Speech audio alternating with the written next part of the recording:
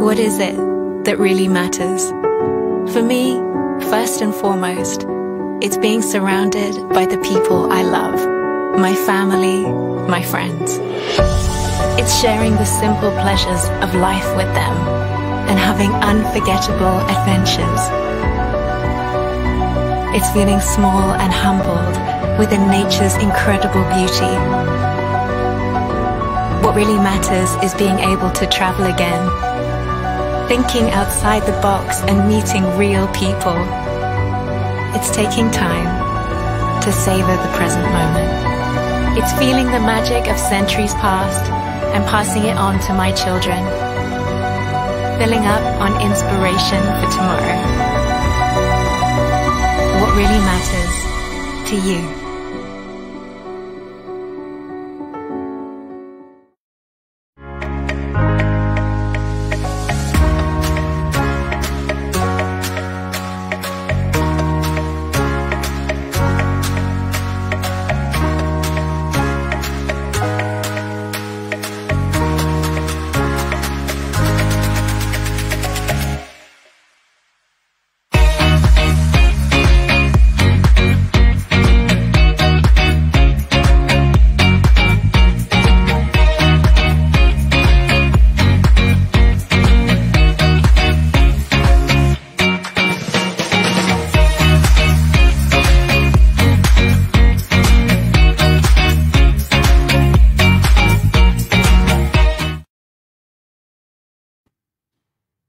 Bonjour, bonjour. Hello, everyone.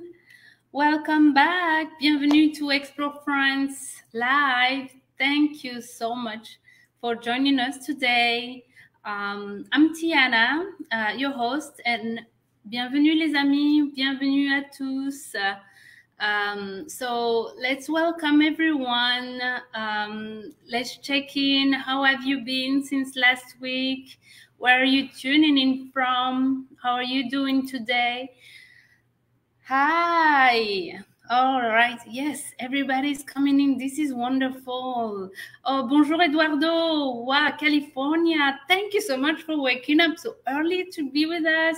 Janine, how are you? How is everything? Thank you for the hearts. Good morning, Cynthia. Oh, yes, I'm excited as well. Bonjour, Mariana. So great to have you. Hello, Denise. Wow, so many of you today. Yes.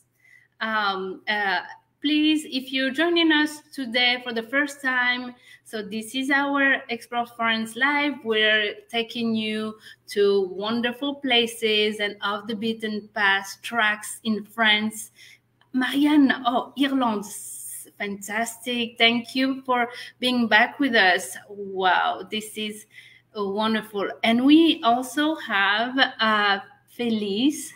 Hello from Atlanta, Georgia. Oh, thank you so much for joining us. This is wonderful. And we also have friends who are connected on LinkedIn. Thank you, guys. Bonjour, Andrew.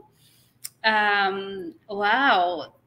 And we have also Natalie. Hello, Natalie, our friend, my colleague from the trade department. She's actually the one who can help if any of you are professional travel advisors, tour operators. She's my friend and my colleague, sorry, who is in charge of those relations and helping you plan everything for your clients and friends. Oh my goodness, so many of you coming. Oh, I want to talk to all of you.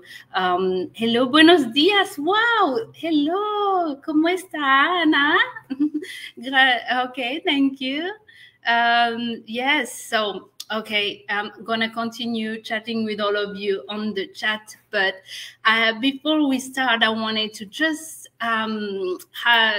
have a little fun with you and just ask you a couple of questions today about, and I'm going to ask you to participate in this fun survey. Just going to take a few seconds. So I want you to click on the thumbs up emoji if you like Paris. So go ahead if you like Paris. give us a thumb emoji. Next question. If you like Paris' architecture, give us 2 thumbs emoji. And last but not least, give us a heart emoji. So click on the heart emoji if you like Notre-Dame de Paris. So let's see how you guys perform. So yes, all of this was to just give you a cue about the virtual tour we are taking today. We are going to be facing the most wonderful place in Paris. We're going to have a breathtaking view of the Eiffel Tower. We are going to be at the Cité de l'Architecture. So I don't know if once in your life you've been standing on the Trocadero and wonder like, what is this place? What am I surrounding? I mean, we have the beautiful view of the Eiffel Tower, but this gigantic, majestic building you were standing on at the Trocadero. Have you ever wondered, like, what is it? Why is it so large? What does it hold? What secrets does it hold? So today we're unveiling all of this. The place you were standing on is the center of architecture and heritage of Paris, la Cité du patrimoine et de l'héritage de Paris. So and the architecture, sorry. So we are going to join our host today, Manon Legros, who is going to take us on this wonderful tour. Bonjour Manon. Wow. Oh, bonjour, bienvenue. Thank you. Wow. So, can we take one last look at this view again? Yes, we will. A little view again on the Eiffel Tower. So,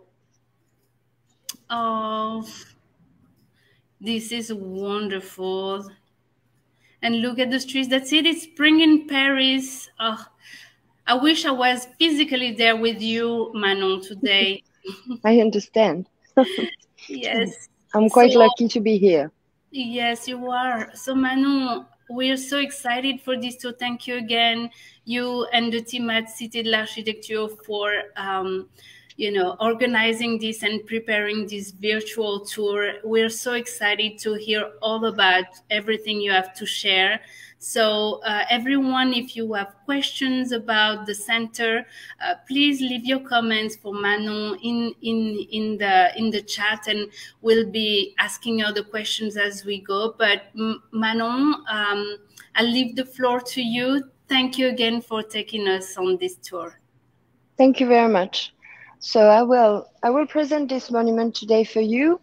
This museum is my passion. You know, I'm a professional tour guide here in Paris, and it's true that we're quite lucky to work here because we are just in front of the Eiffel Tower. So as you may know, the Eiffel Tower is a construction from a worldwide exhibition, the worldwide exhibition of 1889. And I am working in this museum in la Cité de l'Architecture et du Patrimoine. That is also a construction from a worldwide exhibition, but later on in 1937. This monument is huge. We are just in one wing of this huge monument that is called the Palais de Chaillot, so the Chaillot Palace.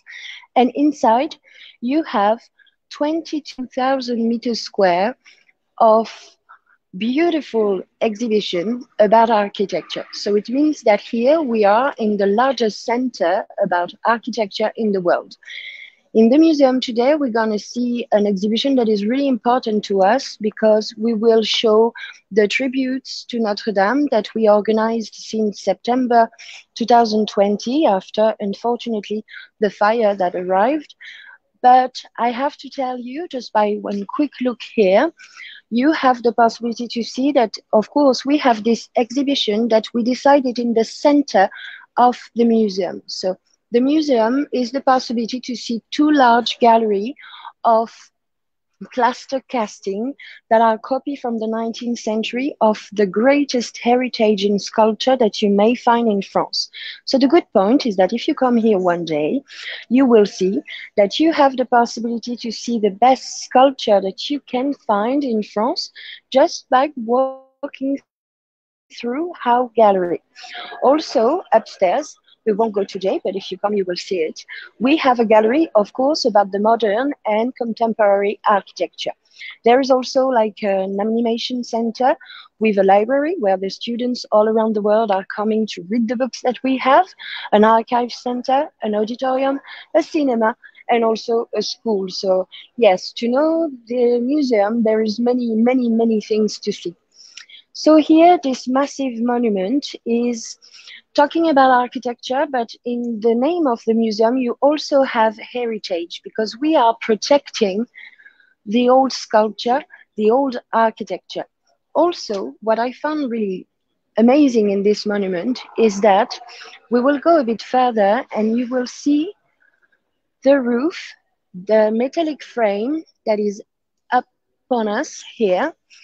If you look at the metallic frame that is here, this is a frame that is from the 19th century, from the old building that was called the Trocadéro Palace, that was here before the construction of the Chaillot Palace. So it's true that in a way, the Chaillot Palace, it's a shell upon the rest of the Trocadéro Palace that was made for a worldwide exhibition.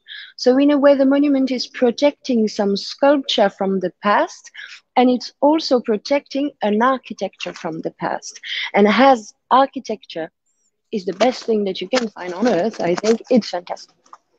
So we will go slowly to our subject today, that is the exhibition organized. That is clearly something to remind Notre-Dame, to also show all the collection that we have in the museum talking about Notre-Dame. We had, before the fire, of course, already one space about Notre-Dame, but just after the fire, we decided to make more. This is for many reasons. First, it's because we have in our collection things that are permanent, but there is also things that were in the archives. And the museum thought that it was too bad not to show it. Also because Geoffroy d'Auchaume, that is the sculptor of Notre-Dame, has been a director of this museum a few years ago. So he had a huge collection that we have to see.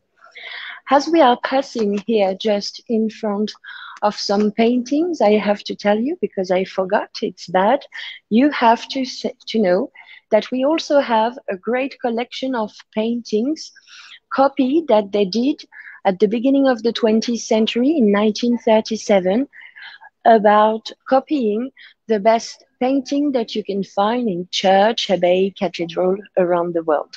So interesting fact as well, you know, I'm making tour and they're all the time different. You can make a tour about the sculpture, a tour about the architecture, a tour about the painting as well. So many things to see. So now we arrived in the part of the museum that is talking about Notre-Dame properly. Here, I'm going to show you a fantastic modelscape. And this modelscape is really important if you enjoy history, because we know Notre-Dame mainly since the restoration of Viollet-le-Duc, so since the middle of the 19th century. But the history of Notre-Dame is quite long. And you're lucky because I'm able to talk about Notre-Dame for 3 hours, but we won't go on 3 hours today. But this is interesting because you have a modelscape that represents Notre-Dame as it was before the restoration of Viollet-le-Duc. So, you know, it's a nice testimony just to understand what he had to work with when he won the competition to restore Notre-Dame at the middle of the 19th century. There is something that few people know, is that he wasn't the only one to restore Notre-Dame at first. He was working with a man called Mr. Lassus. They won the competition together.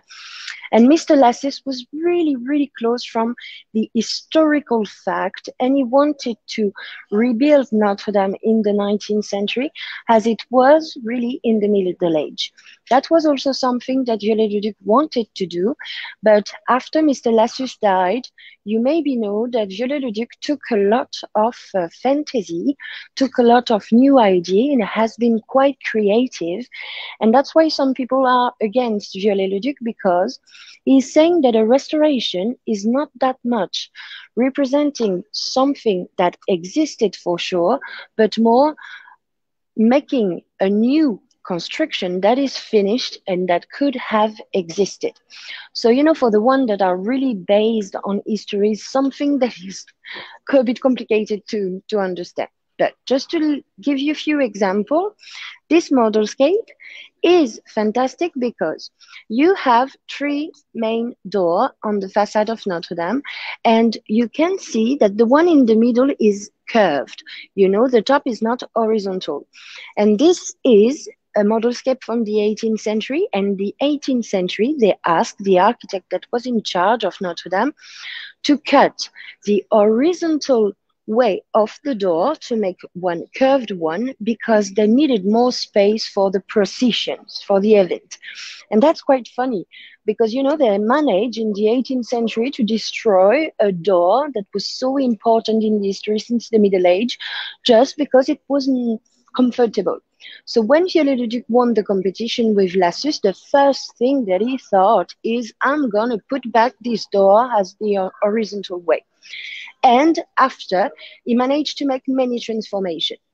On the modelscape that you see here, there is no spire, because the spire existed in the 13th century and was destroyed after or during the French Revolution, not so much because she has been attacked, but more because she was not that she wasn't working that well, and they had to destroy it for the security.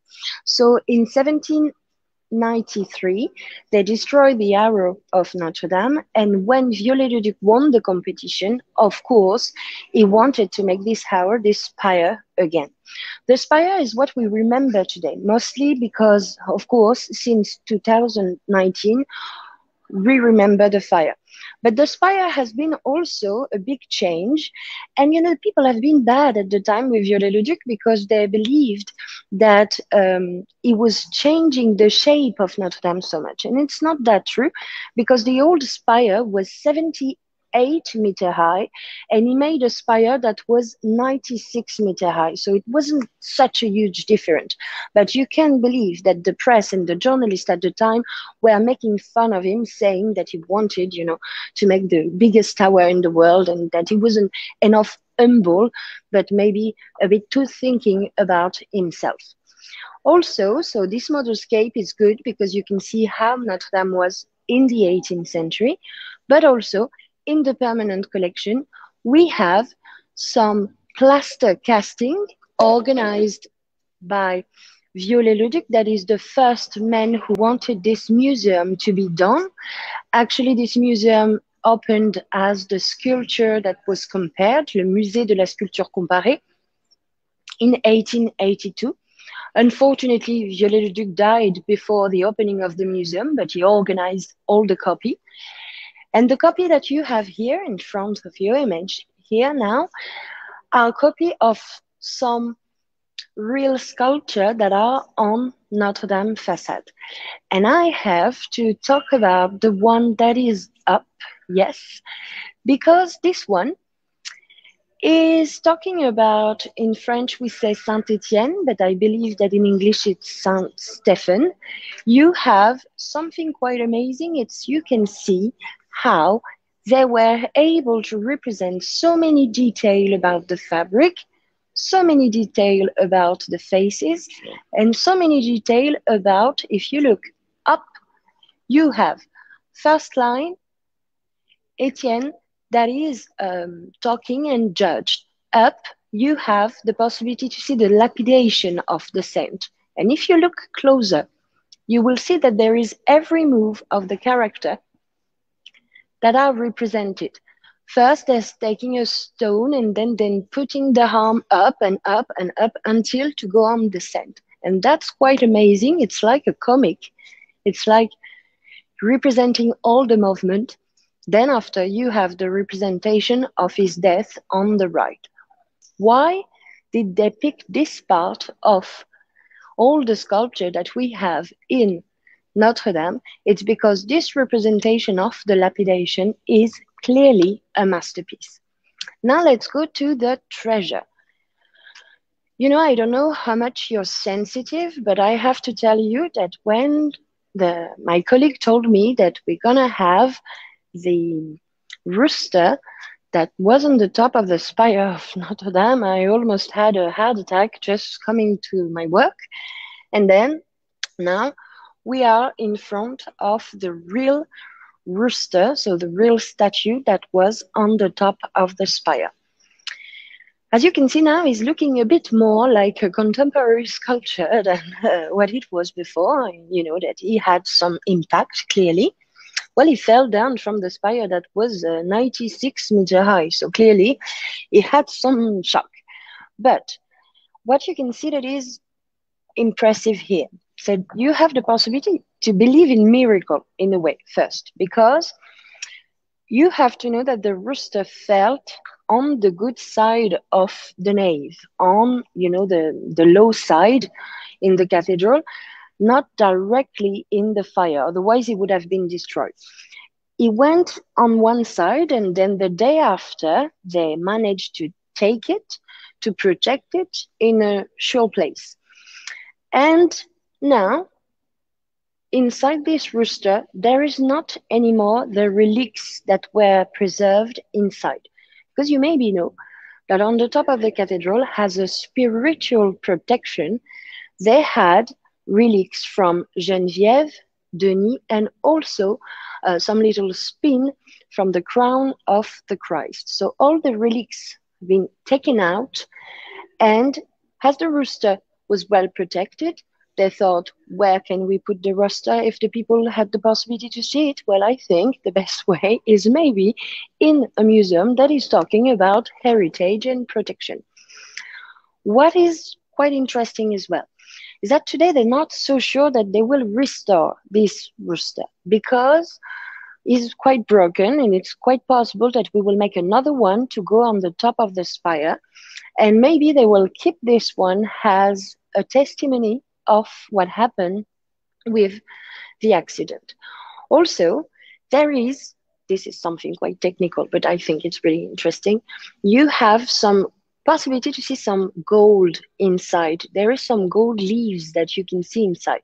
It means when they open the rooster to take out the relics, they have seen that the rooster was at the very beginning with some gold leaves all around. It's quite interesting for the restoration. So we will probably make another rooster for the new spire, and hopefully, I guess, it will be with some gold leaves. Another treasure, come with me, it's here.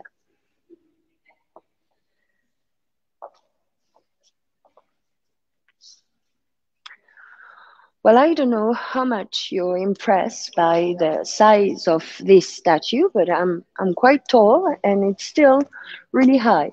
We have this statue here. So here it's one apostle, it's St. Jude. We have right now in the museum 12 sculptures from the apostle that were on the base of the spire of Notre-Dame. Here is St. Jude, and I must say that it's one of my favorite because you can see the fabric that is so well represented, and you can see that he is almost dancing in a way. He is making a link between earth and also the sky. This is a copper statue. So to understand how it has been done, first I'm going to start by the beautiful story of the miracle. Because these statues were on the top of Notre Dame when in 2019 they decided to make the restoration of the statue and the spire. And interesting fact is that only 4 days before the fire, they had the good idea to take out the statue with a huge crane to put them somewhere else to start the restoration. So to restore the statue, they had to behead all the statue, and thereafter had the possibility to take with the crane the inside skeleton, iron skeleton that were inside the statue, with the crane to put them out. It means that this statue is empty. You have a metallic frame inside, a metallic skeleton, and after it's really thin, sometimes it's only 2 millimeters thick, of copper, link it together upon the iron skeleton to make this statue. To create this statue, it's the sculptor Geoffroy de Chaume, that was the friend of Viollet-le-Duc and the sculptor of the cathedral. He first created with clay a statue.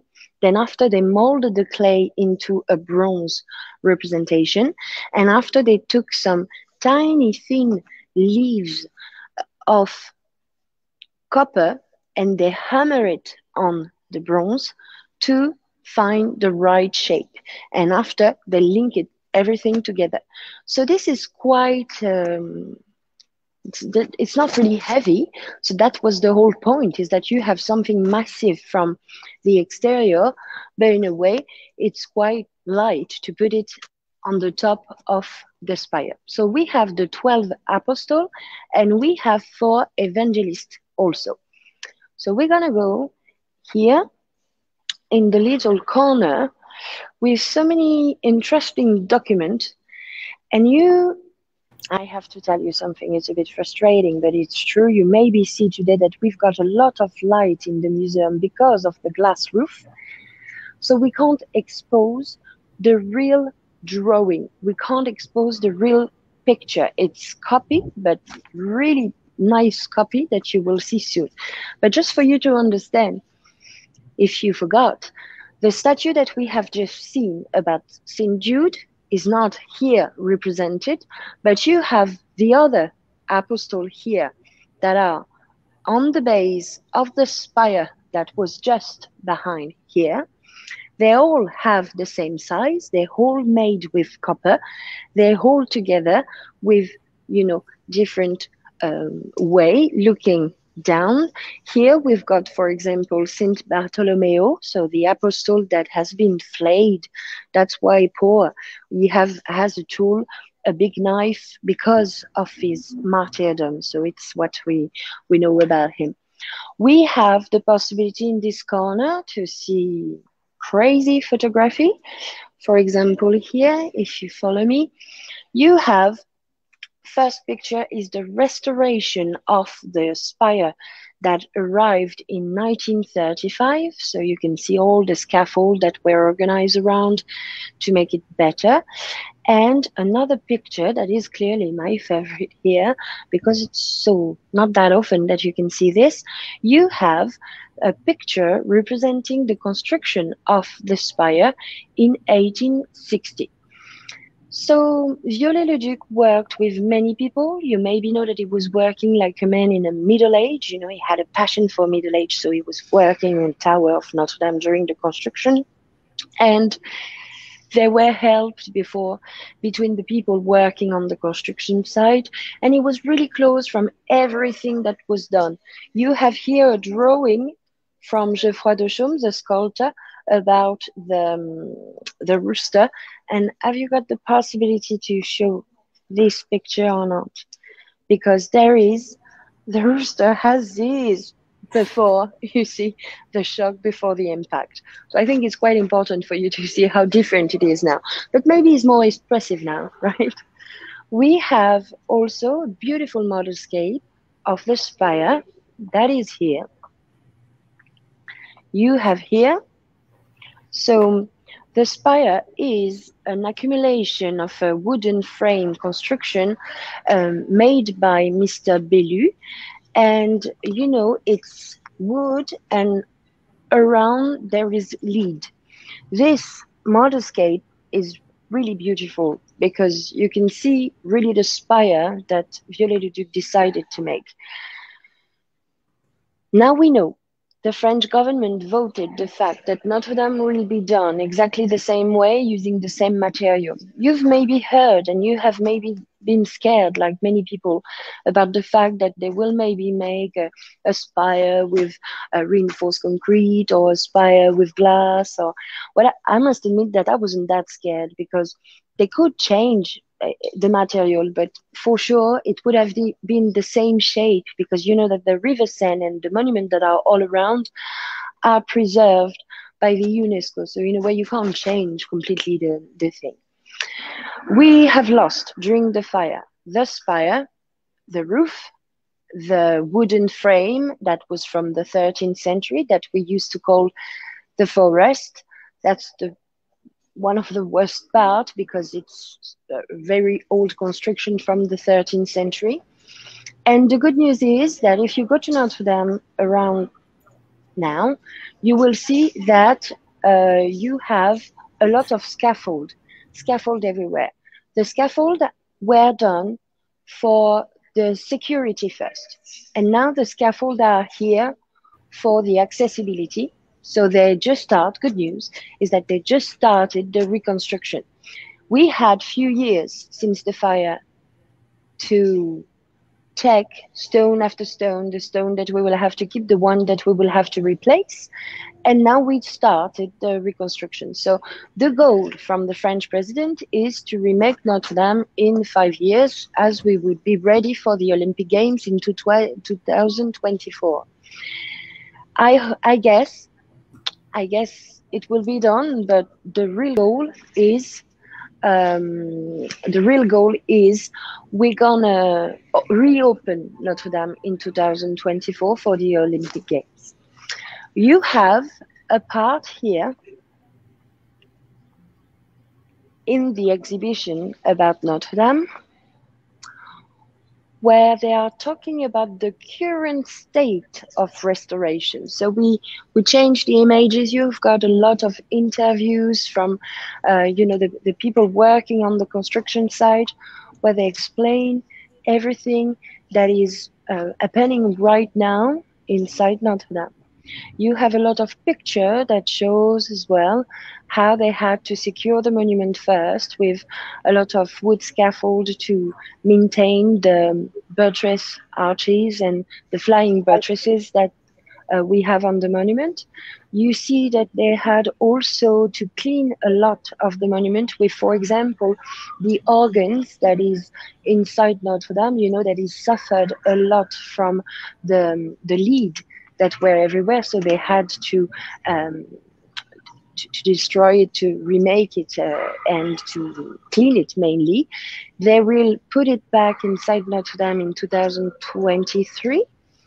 And you also have here on the image the possibility to see all the work that they do about the statues and all the restoration.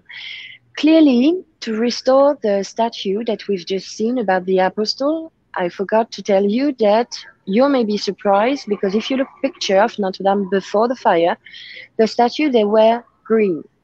They were green because they had a bit of oxidation, and also because they put a patina that were a bit green. But as they cleaned with plastic sand on the statue for the restoration, they have seen that the first patina was brown. Then they decided to put a patina that is now brown with, of course, a wax upon, and this wax is protecting the statue the best way from the rain. So here we've got Saint Simon, that is another apostle. We're gonna see in real, as we had the chance to see it on the photography, Saint Barthélemy. Here you can see, so now clearly he's black, he's brand new.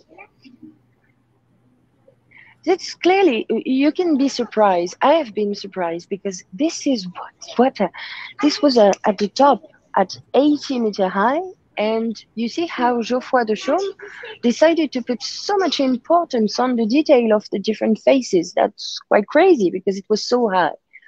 So we'll continue to see some others, and maybe the best apostle is at the very end, but you may know the story.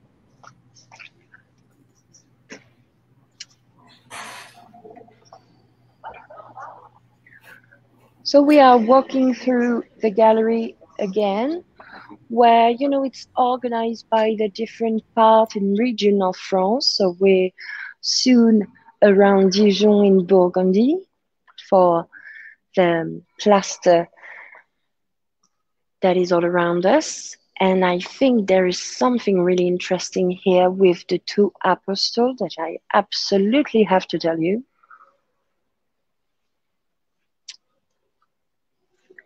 So if you look, in French it's Saint-Jacques le Mineur, in English it's Saint James the Less. Here, if you look at him, and if you look at Paul that is here, you can be surprised by one thing, is that their position is quite the same. Because Geoffroy de Chaume decided to make three models. There is three models of three different bodies, and he just changed, you know, the tools that they have in their hand. So here, Saint Paul has got his weapon, that is a sword, because you maybe know that lucky man, he was a Roman citizen, then he had the chance to be killed, beheaded with a sword, more than being crucified. So he's got a sword all the time in his hand, and he's touching his beard here. If you look on the other side with St. James the Less, he's got a stick and he's got a book, but you see he's not touching his beard, but you have kind of the same position with the arms. And you can see that the fabric is not that far. So clearly, even if it's not completely, you know, the same, we have positions that are really close. It means that we can understand that we have three models for the body, and then it change few things. So we have 12 apostles and 4 evangelists. But you know, there is some evangelists that are apostles as well.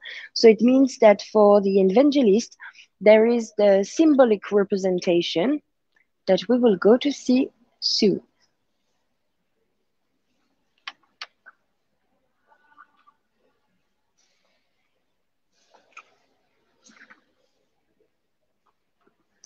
And again, you can see every part of the hair, every wrinkle.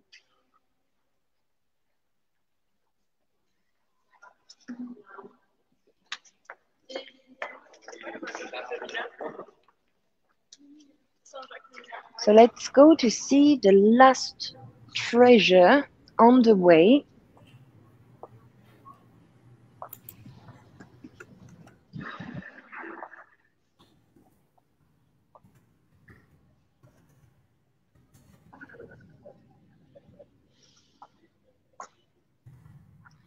So here it's a part about the medieval military construction as well. Tiny one, but still.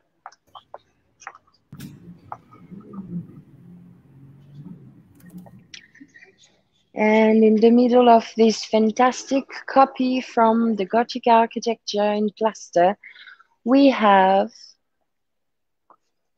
St. James the Greater, that is got his stick and a book. It's the first apostle who died in 44, and it's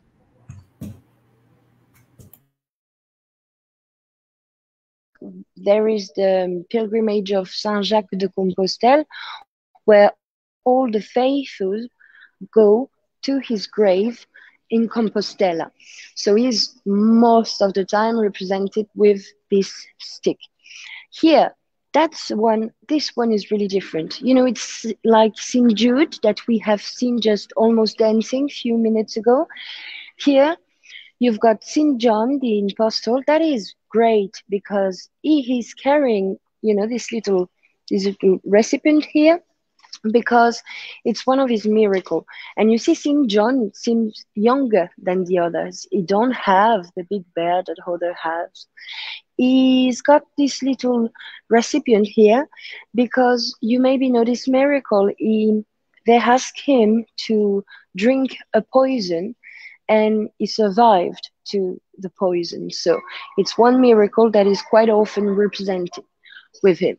But you see how different he is from the others. It's not really difficult to recognize every apostle. They really all have their own personality and their own expression. Next part.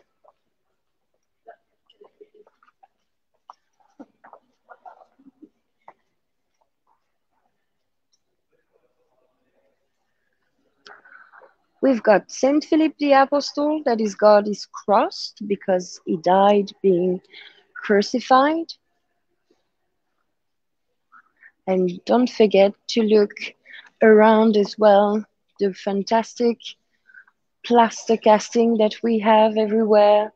That is, at the beginning of the gallery, it's low relief that are copied. And here you have almost a part of architecture completely that is copied. So you know what I was saying as an introduction, here it's the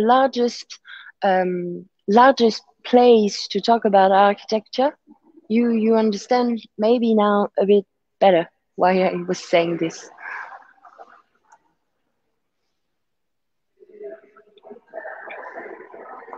So this is from a basilica that is in Meuse, in France. And basilica is called Notre-Dame as well, but it's not Notre-Dame of Paris.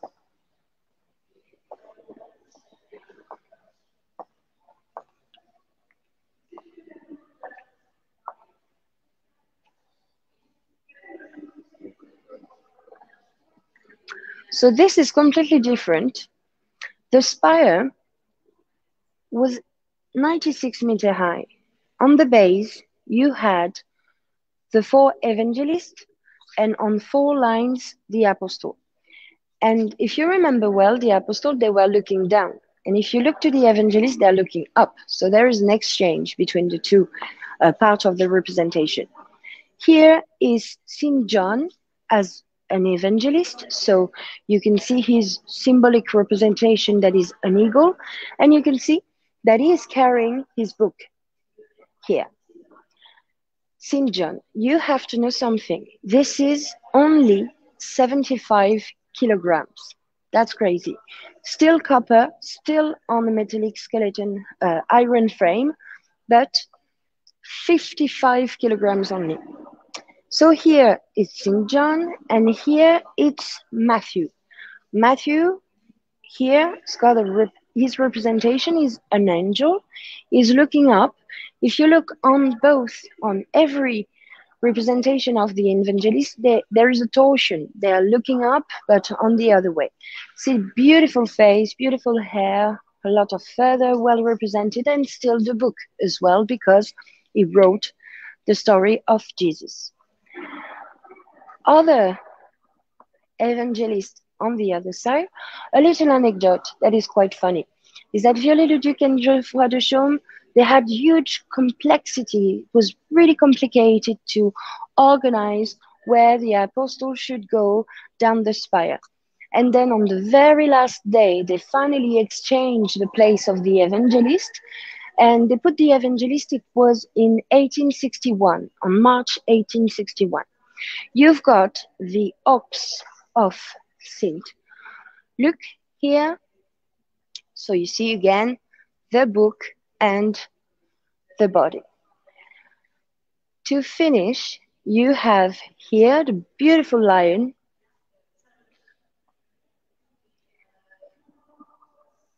That is, of course, Saint Mark, with a lot of details, and the book here. So it's maybe something that people say quite often is, it's true when you look at the sculpture, you see it's from the 19th century and you feel that they're really modern. Finally, doesn't look that much like sculpture from the 19th century. could be more modern than this. And to finish, this is the last apostle that I will show you, but one of the most important because it's Saint Thomas, that is the Saint Patron, so the protector of the architecture. And you have here is upon a big ruler, and the face of this apostle is the face of Viollet-le-Duc, that is the man who restored Notre-Dame. So the sculptor, Mr. Deschaumes, decided to give to the saint that is protecting architecture the face of his friend Viollet-le-Duc, and he's the only one that is looking up because he was looking up the spire that he made. So you can say again that he was not that humble, but it's something that we see quite often in cathedral, to have representation of the workers on the cathedral, or worse, the sculpture that were making fun of the people who with they were working. Well, is it the time for question now? The conclusion, I don't know. The conclusion is, oui, wonderful. Okay. Oh my goodness. I wish you could see, Manon, all the comments, and everybody's so excited about this tour. We have Robin, I'm just reading some of the last one. Robin, who says this is absolutely fabulous. Many people are looking to get in touch with you, Manon. Everyone wants to book a tour with you, so I will definitely post information from the Cité de l'Architecture and Manon for you to be able to visit the Cité and get a guided tour from Manon. But great. Before anyone else, I will take the tour with you, Manon, next month. It was great. Amazing. So we do have, yes. Oh, this is so nice. Sandra says thanks for this beautiful virtual tour. Jackie says so very interesting. Thank you. Victoria says I can hardly wait to visit the museum in May when in Paris, France. So exciting! Come. Yes. So we do have. I just saved a couple of questions because there were many of them for you, Manon. Let me start with John. I'll start with some of the last one. John was asking, was there damage in World War I or World War II or Franco-Prussian War to the Cathedral of Notre-Dame? Yes, there were many during the Second World War, and that's why especially they had to make a few restoration, and mainly the restoration of the spire that they organized in 2019. You will read that it was also because of these damages that they had also to restore the spire. Unfortunately, it has been destroyed by the fire, but yes, there were impact.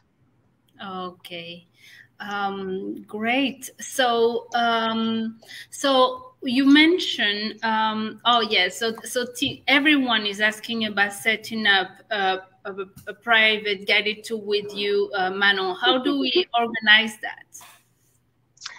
Well, if you have a group, then you ask the museum, and then you can ask Manon Legros, and then you have a tour with me.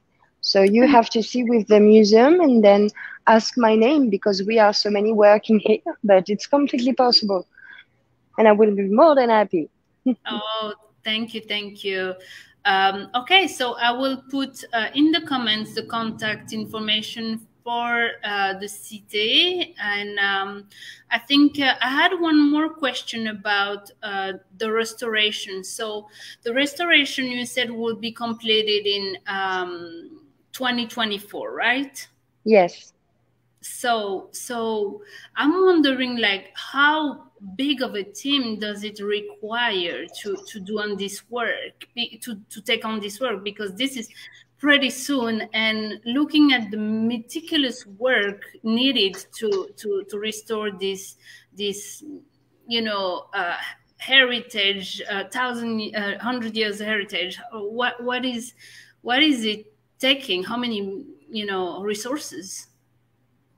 Well, when I don't know the proper answer, I don't answer. And I don't know how many people are working on it, to be honest. It's just huge, and they're quite well organized, and the work that they did already, it's just incredible because of the pandemic as well. It didn't stop that much, the restoration. So I think I just can tell you that it's a beautiful work, but I don't know how many people are working. No. I can't answer this. When I don't know, I don't say. Of course. No, I totally understand. It's just, I feel like it's really impressive when you showed us some of the restoration work. So this is amazing. But we are not sure that we will manage to rebuild Notre-Dame until 2024. What we are sure of is what the presidents want is to reopen, because we want this cathedral to be alive again. Because you maybe know it's the center of Paris. It's on the island that were Paris at the very beginning of the city. So it's too important for the people here to have it alive again. That's the main goal. Right. Yes. And yes. So just a few last comments about the visit or the Cité. Gail was saying that the museum is on top of her list for a next visit to Paris. I really like to see those comments. I hope you are all, our friends here watching with us are all inspired to put La Cité on their list for the next visit. I mean, look at this beautiful, I'm just out. This is stunning. This is really stunning. Which gallery are we now? Well, we are in the second gallery where you have the plaster casting.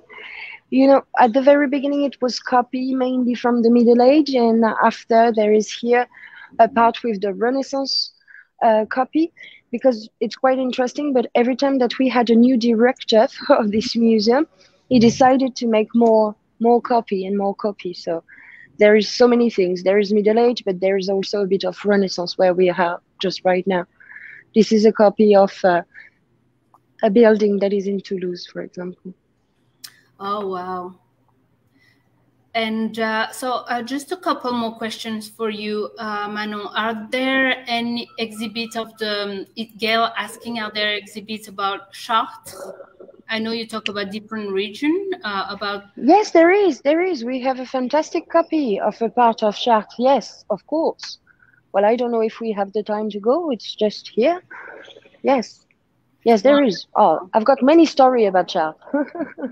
Oh, wow. Well, Gail, you will have to really book the tour with Manon on your next tour so you can learn more about Chartres. So Neil is asking how many Notre-Dame cathedrals are in France. I've never thought about counting. Well, Notre-Dame Cathedral called Notre-Dame. Well, there is many. I don't know how much we have. Actually, I don't have this number. But yes, it's the name that we were giving all the time. So it's Our Lady of Paris, Our Lady of France, Our Lady of many cities. Yes. And Linda is asking about the beehives that was kept on the roof of Notre-Dame. Are there any updates?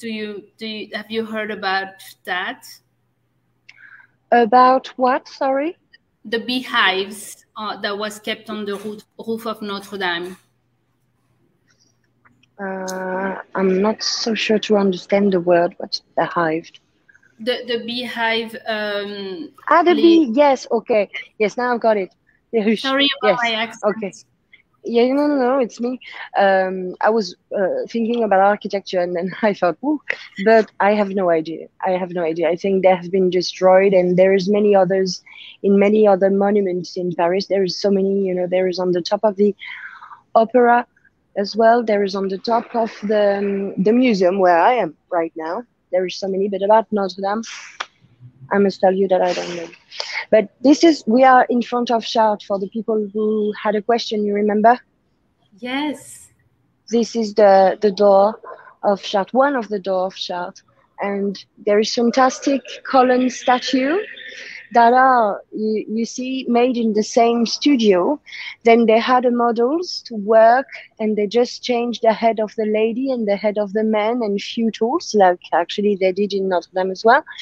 And what is really important is just one little thing, and after I stop because maybe I talk too much, but you see, they're not really good with the anatomy here at the time. You see, it's really a statue that is a column. And if you look here, it's in Chartres, and we have another door that is copied just in front of me here.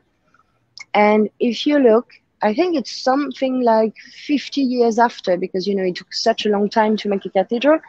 And you have on the same cathedral the possibility to see the column statue that are with another anatomy. They're more realistic, right? So it's quite impressive of how you can see on the same monument how the sculptor managed to improve their art.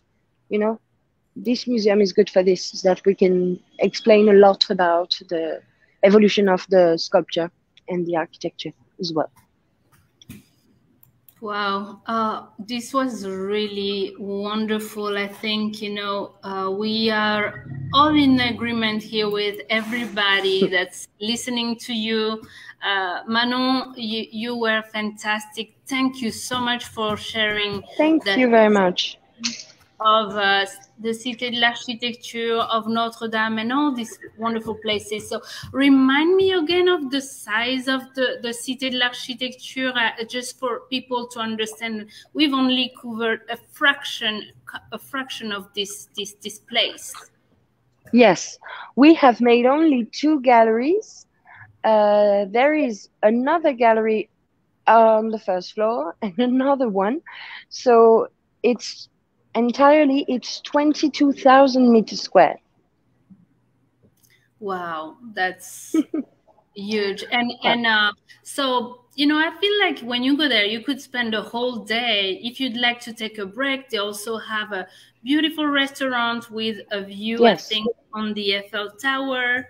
I mean, this is really, this place is a secret hidden gem. I mean, it's not hidden, but I feel like, you know, for me in the past, when, you know, standing there on the Place du Trocadero, it felt so impressive that, you know, I was kind of like, wow, am I really, you know, willing to go into it? But now I just can't wait to go and just explore all of it. And thanks to you, Manon, and the team at the Cité de l'Architecture, Tongman, Julie and Diane. Thank you, Raphael, who is helping me with this live, and everyone who made this possible. I think we're going to continue chatting with all of you. If you have more questions, the team at the Cité de l'Architecture and us will be continuing to reply and answer all of the many questions. But please don't hesitate to reach out to Cité de l'Architecture. And I'm actually maybe going to write my email here if anyone has more questions that I can pass on to them as well. But merci all of you. Merci Manon for this really exclusive, unique. I don't even have words to describe how breathtaking this tour was for me. Thank you all. Merci. Thank you. Merci beaucoup. À bientôt. Thank you very much. Enjoy your day. Thank you. Thank you.